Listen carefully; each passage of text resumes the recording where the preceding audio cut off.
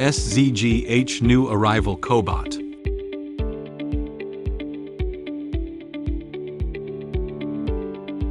Trajectory. Motion display. Operation. Interface display. 1. Drag the teaching demonstration. Open online. Programming to set up. Position the robot in the desired motion path.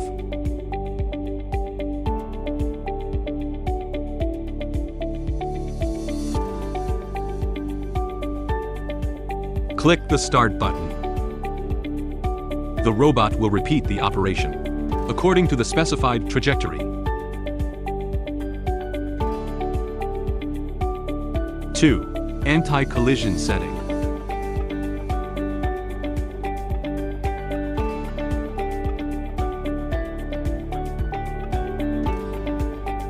The robot will automatically stop moving when it encounters obstacles.